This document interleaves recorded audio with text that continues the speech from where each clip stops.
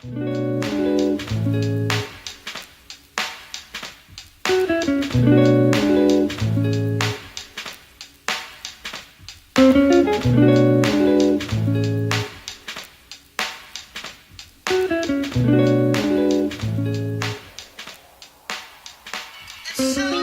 morning, everyone, and welcome to episode 14 of the Girls in Movement podcast. We are joined today by a very exciting guest who is making waves within the fashion industry.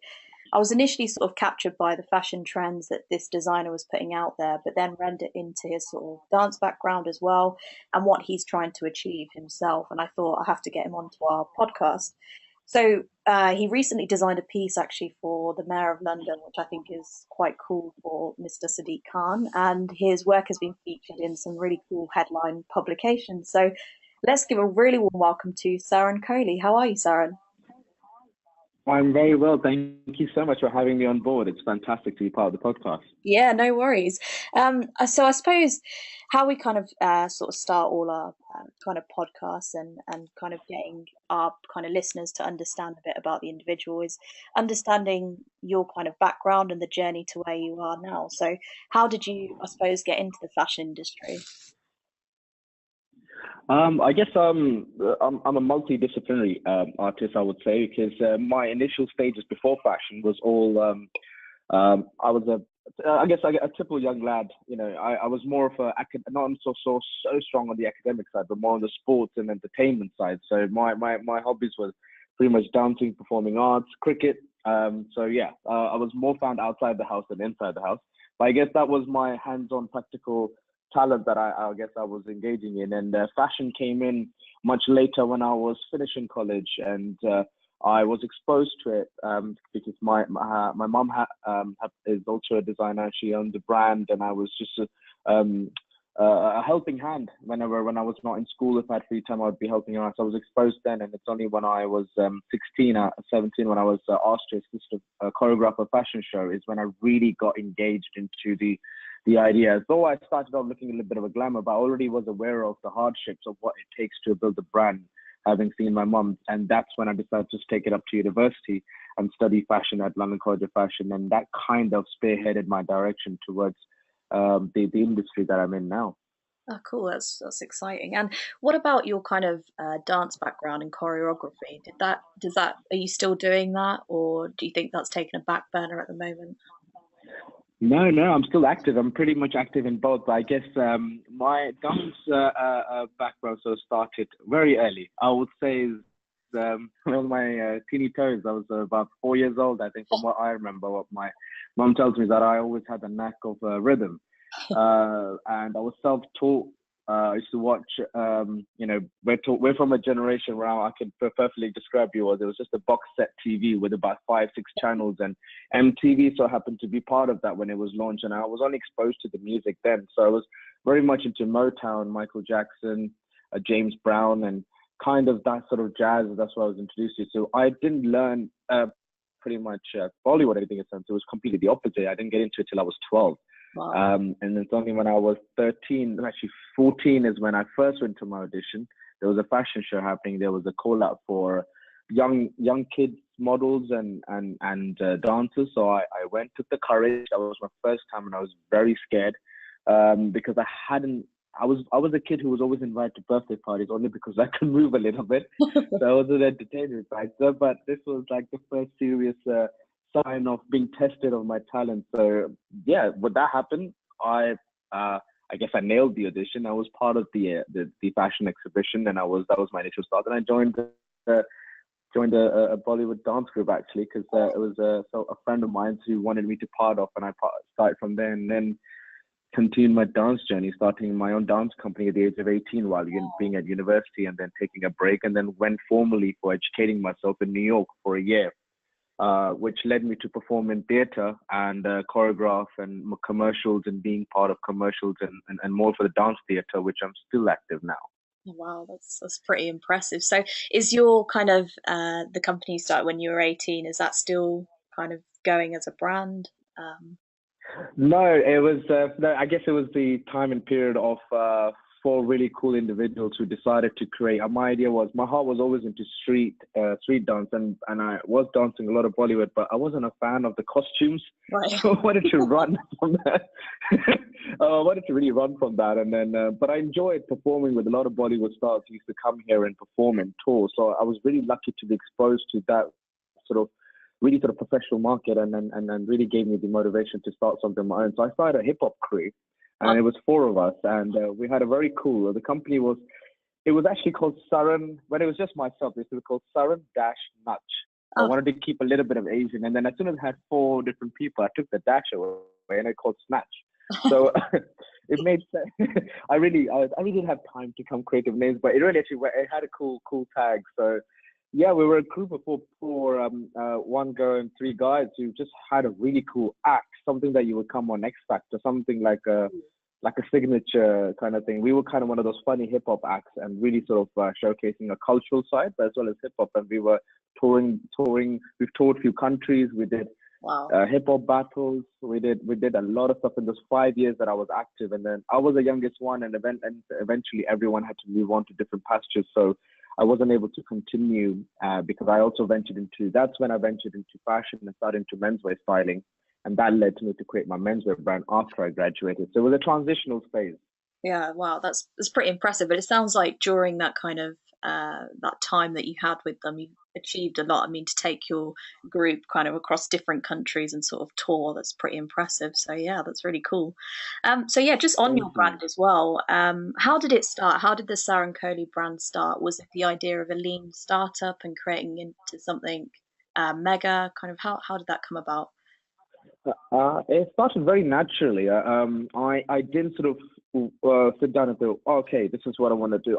When I graduated and when I was sort of, my interest in fashion grew, I decided to travel for a year.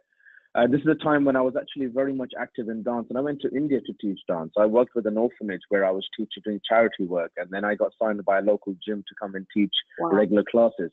During that time, I was just in a process of, I've graduated in fashion. I have a keen interest, and before heading into India, I was already making decisions on what my dance group costumes would be. I was working with musicians and artists who I was choreographing for, so styling them, and they're the ones who really pushed me and said, "Saran, why wouldn't you put all your energy in creating a unique brand of experience of yourself?"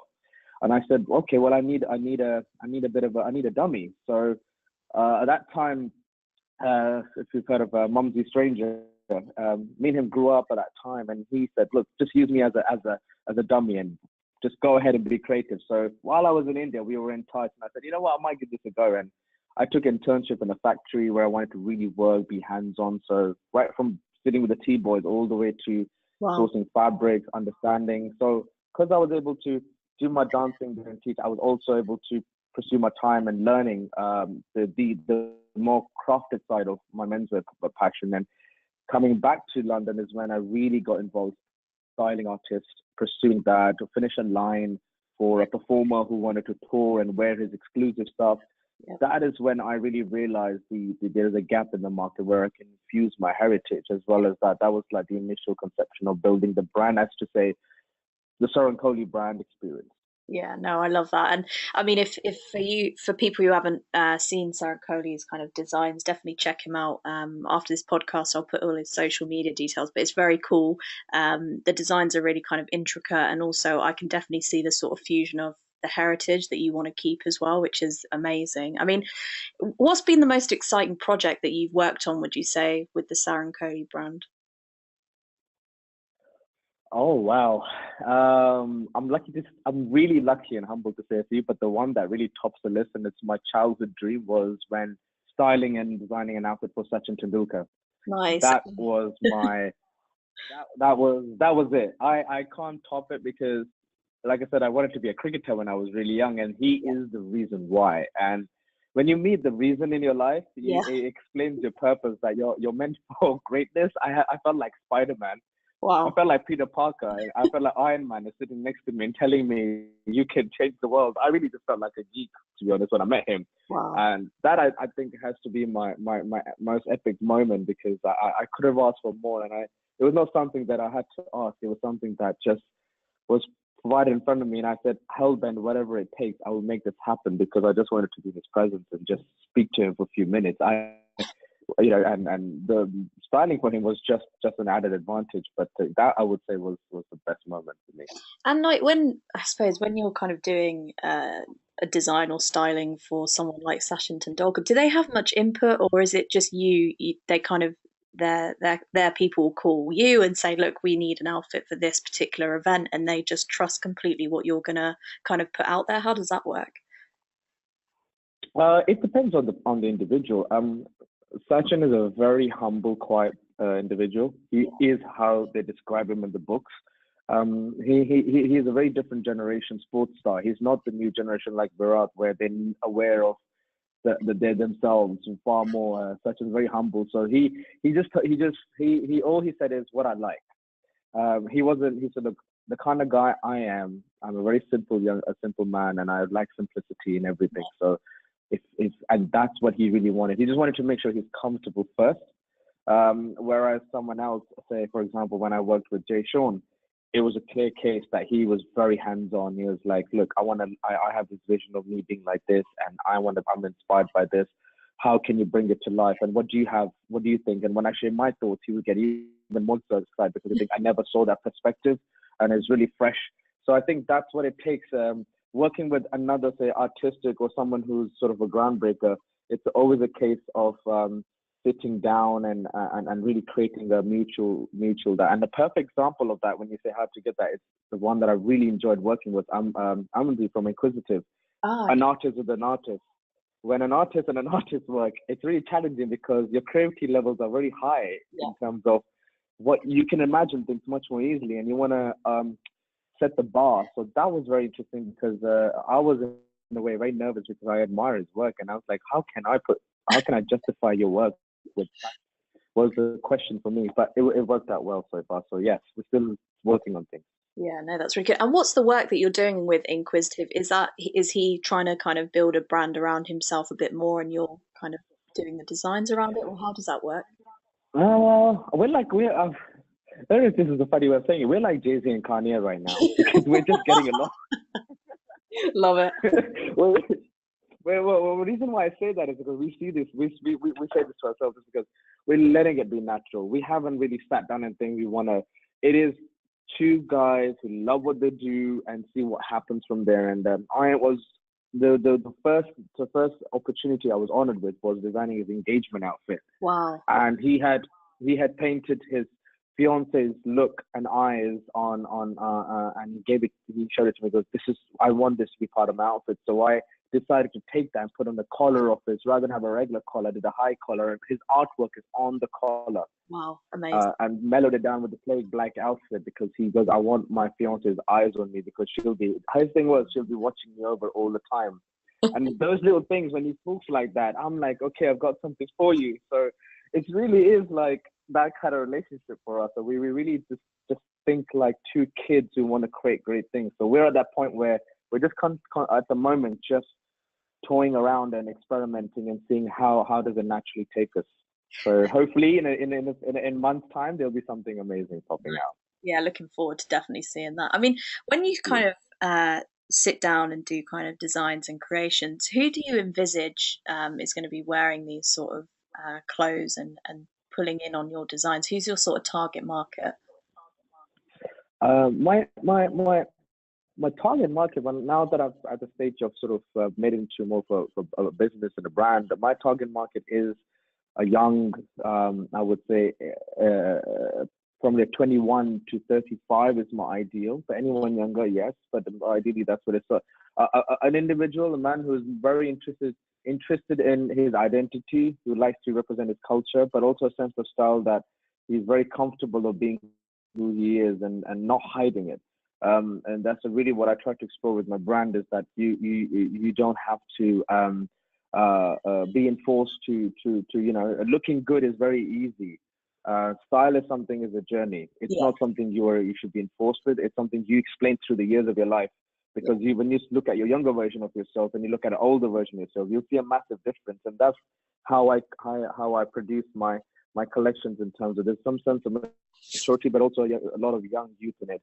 And that's that's because I want the younger one to dive in and be like, I want to start looking better as I get older. And when the younger one's like, I want to still keep myself looking cooler. Yeah. So when I think of that as a line, that's how I do it. And I'm having worked with artists. It's just like I thought, oh my God, I would love to work with that person. I would love to work with that. And when that coming through, it's like, yes, this is all making sense. So, but it's persistence and patience really when it comes to designing for a target market. My thing is really that essence, being yourself, being fresh, always showcasing identity and not hiding it under anything. Yeah, completely. And I think in terms of building a brand and business and kind of starting it up as a sort of lean startup, one man band, creating it into something bigger it's hard in any industry, especially kind of within the fashion industry. We had a guy, a designer who was on our podcast a few episodes ago, and his idea was very similar to yours in that he finished education, he just kind of started pushing out designs and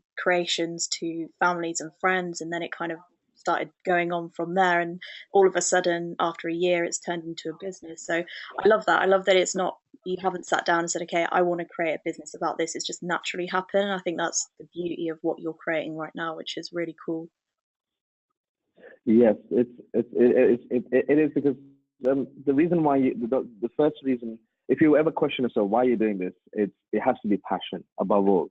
And if you still feel that it's the passion that's driving you, you will end up ticking all the other boxes because it comes above everything else. So I guess when having been in both these demographic, categories of dance and fashion and or influenced by music, it's these are just languages that you use to drive your passion, and you still are. So I guess that is for anyone to start the thing. That's what you need is the fire inside you, and everything else will fall into place. Yeah, of course. And if there was sort of, I don't know if you've been asked this before, but is there anyone in the world where you think, oh my God, I would love to do a design or creation for them? Who do you think that person would be? The Rock. I would love to meet The Rock. I was I want expecting that. I want to be Kevin Hart when I see him. I just want to have that banter with him. I think that's what's more important because I'm short and he's huge, but I'm shorter than Kevin Hart or probably the same height. But I would just love to just have a selfie moment where we create this funny moment. But he's someone I want to because I just admire him for what he's achieved as an individual. Yeah. From wrestling to acting and just able to become something so relevant with the younger generation. So even now he's so relevant. It's just amazing. And that's what's really inspires me. It has to be so relevant, and I think he is like that person who stays young always. Yeah, And it's true. yeah, I would just love yes, there's loads of other individuals that I would love to especially in the Bollywood industry now that I see a lot of I'm around it, so I see and I'll be like very inspired by people who are sort of in my age gap, the new generation actors would love to. But I guess Rock would be something. Oh, it'd be like that was the best moment. 5 minutes I spent with designing for someone. Yes. It would definitely be something different about. Yeah, absolutely. So, I suppose from your experience, I mean, Girls in Movement is all about kind of empowering sort of young children across the globe and saying if you have an idea, kind of like yourself, really, you kind of left, kind Yeah. of finished education, you were like, you know what, I have a brand that I want to create and I'm going to go for it. Obviously, in kind of other countries, this isn't kind of accessible for them. I mean, what do you think the importance of mentoring is for a potential entrepreneur, whether that's in the UK or anywhere around the world? And kind of speaking from your experience as well, the idea of a mentor. Oh, it's really humbling to firstly to be even considered as a mentor. It's like hopefully my journey could have an impact. But I when I speak to anyone who's younger version of me getting into this industry or any industry, I think the three things very important are persistence, practice, and passion. Yeah, You got to have that passion. You got to be persistent with your passion, and you got to practice it. So if you are even with the smallest idea, and it's all about timing, patience, because you need some entrepreneurs have this this sort of I would say a blinded vision that this needs to happen within a year time. This has to happen within 3 months time. I've heard stories that happen But what they fail to realize is that they only see the tip of the iceberg. They haven't seen the under the water surface where the conception, the idea, the thought, the passion was all building up for a longer time before that execution came in. So my advice to anyone, be it from any part of the world, with any background and any status, is that be persistent and find that practice, because whatever idea you want to create, learn everything about it, because that you need the knowledge, and that knowledge doesn't have to be someone that you have to go to, say, a university or school. It's the ideal knowledge. And we're now in a generation of the internet. Knowledge is available. It depends how you consume knowledge and how do you make that work for you is very important. And I think either be a lending hand for me to someone to say, look, I can help you, give you that knowledge. Ultimately, take your time and really build the foundation strong, because there's going to be a lot of hurdles. Being an entrepreneur, especially in this day and age, you can be A, distracted very easily, and B, you could blow your steam very quickly, because we live in a very fast world. So you really have to spread your vision and keep at it till the point where you feel you have done justice for yourself. And you have justice for other people, but you will be doing justice for yourself, that you're still today in this because you're passionate, and that shouldn't die out. Yeah, love that. And I think the 3 points you make there, persistence, practice, and passion, is so important. And I think adapting as well. If you want to be an entrepreneur in this day and age, you have to constantly adapt, because ideas change, your idea will change, your vision. I think your vision will always stay the same of what that end goal is, but the way you kind of get to Yeah. that will obviously have to be adapted. I mean, did you have any mentors, or do you have any mentors now in your life that you think, yeah, they're the reason why what I'm doing now, they're the sort of influence, would you say? Oh, absolutely. I think the most important mentor that I'm so lucky to have is my mom herself. Someone who I can relate to, that starting a business or being in the same industry, and her having to pioneer her own life in especially in Asian fashion. She's done that, but the principles stay the same for anything. So having her around was always not take it for granted at all, because I would always ask her, this is what I'm facing. When did you face the same thing as I did? And she would clearly say yes.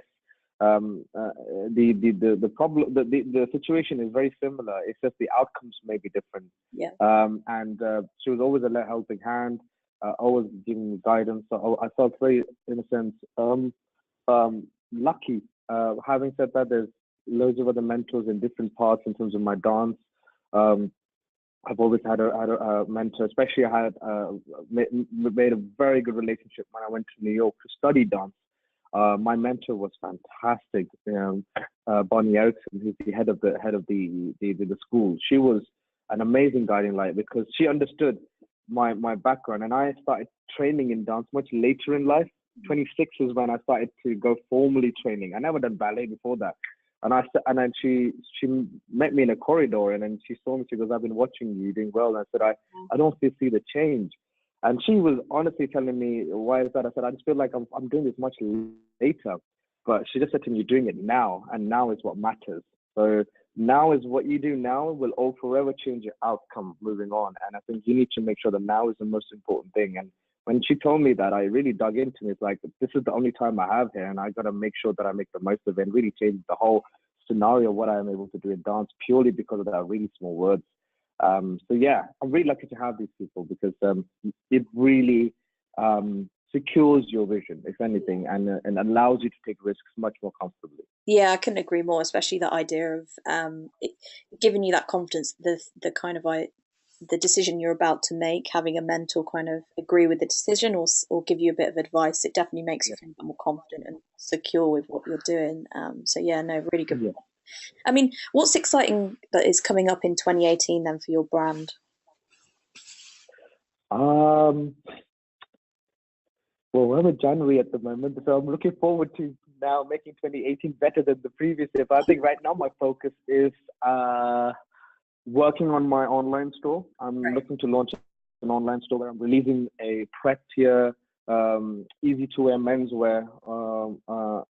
Introducing my brand on a sort of a global level. So I'm working on a line which is more of a more street style oriented.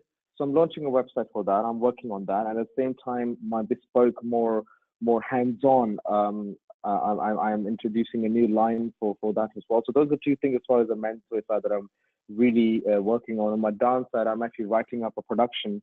This time last year, I produced one theatre show, a 25-minute theatre show. I'm looking to expand that into a 1-hour experience. Wow, right. And at the moment, just applying for funding and getting that writing block out of the way and getting that done. So these are two things, and everything else I'm hoping will be sort of a surprise for me. But I'm looking forward to just entering the online space, which Yeah, I've been wanting to for a long time.